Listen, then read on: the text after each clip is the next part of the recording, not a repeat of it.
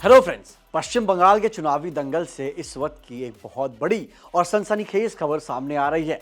दोस्तों, बंगाल में 23 और 29 अप्रैल को वोटिंग होनी है और अब वोटिंग लिस्ट यानी इलेक्टोरल रोल्स के फाइनल होने के बस कुछ ही दिन बचे हैं। लेकिन इसी बीच सत्ताधारी टीएमसी यानी तृणमूल कांग्रेस ने बीजेपी पर बहुत ही गंभीर आरोप लगाया है। टीएमसी के जनरल सेक्रेटरी अभिषेक बैनर्जी का दावा है कि बीजेपी आखिरी वक्त में बंगाल की डेमोग्राफी को बदलने की कोशिश कर रही है। अभिषेक बैनर्जी का आरोप है कि बीजेपी ने हजारों की तादाद में फॉर्म 6 जमा किए हैं ताकि बिहार और उत्तर प्रदेश के लोगों को रातों रात बंगाल की वोटर लिस्ट में शामिल किया जा सके।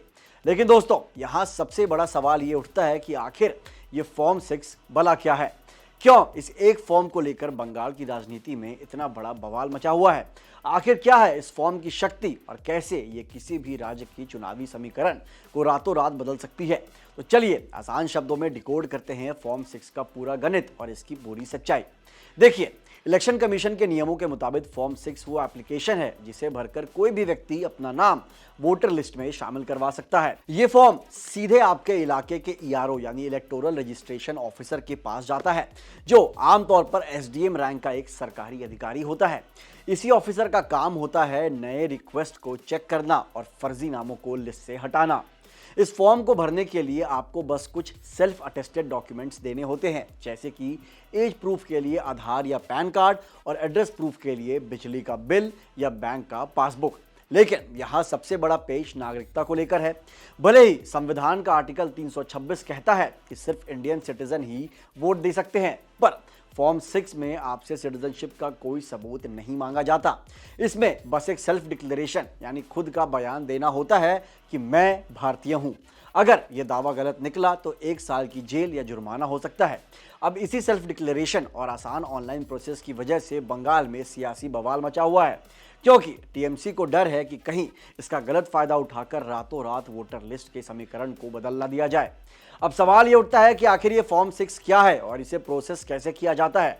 आसान शब्दों में कहें तो फॉर्म 6 चुनाव आयोग का वो फॉर्म है जिसे नए वोटर्स अपना नाम वोटर लिस्ट में जुड़वाने के लिए इस्तेमाल करते हैं। इसका प्रोसेस काफी स्टेप बाय स्टेप होता है। सबसे पहले आवेदक को अपनी उम्र और पते यानी एड्रेस प्रूफ के डॉक्यूमेंट्स के साथ फॉर्म ऑनलाइन या सीधे ईआरओ यानी इलेक्टोरल रजिस्ट्रेशन ऑफिसर को जमा करना होता है। इसके बाद मैदान में उतरता है बीएलओ यानी बूथ लेवल ऑफिसर, जो घर घर जाकर वेरीफाई करता है कि आवेदक सच में उसी इलाके में रहता है या नहीं। जब ईआरओ पूरी तरह संतुष्ट हो जाता है कि सब कुछ ठीक है, तभी नाम वोटर लिस्ट में शामिल किया जाता है। लेकिन पश्चिम बंगाल के मौजूदा विवाद में असली पेच समय और नियमों का है। नियम के मुताबिक किसी भी नए नाम पर आपत्ति यानी ऑब्जेक्शन दर्ज करने के लिए कम से कम 7 दिन का समय देना जरूरी है। बंगाल चुनाव के लिए नामांकन यानी नॉमिनेशन की आखिरी तारीख 6 और 9 अप्रैल है, जिसका मतलब है कि नए फॉर्म्स को प्रोसेस करने का समय अब लगभग खत्म हो चुका है। टीएमसी का आरोप है कि हजारों की संख्या में बाहरी लोगों के फॉर्म्स लास्ट मिनट पर जमा किए गए हैं ताकि स्टेट की डेमोग्राफी बदली जा सके। हालांकि इस बार मामला और भी पेचीदा है, क्योंकि सुप्रीम कोर्ट के आदेश पर नियुक्त जुडिशियल ऑफिसर्स अभी भी लाखों वोटर्स की एलिजिबिलिटी चेक कर रहे हैं। तो एस्पिरेंट्स याद रखिए, डिजिटल दौर में भी वोटर लिस्ट में नाम जुड़ना पूरी तरह से फिजिकल वेरिफिकेशन और ट्रांसपेरेंसी पर टिका होता है। क्या ये लास्ट मिनट एंट्रीज बंगाल चुनाव का गणित बदल पाएंगी? ये देखना वाकई दिलचस्प होगा। तो दोस्तों, आखिर में सवाल ये नहीं है कि कितने नए फॉर्म्स भरे गए, बल्कि सवाल ये है कि क्या हमारी चुनावी मशीनरी इतनी मजबूत है कि वो लास्ट मिनट के इन दबावों को झेल सके। एक तरफ टीएमसी का डेमोग्राफी बदलने का डर है, तो दूसरी तरफ बीजेपी का अपना चुनावी कैंपेन।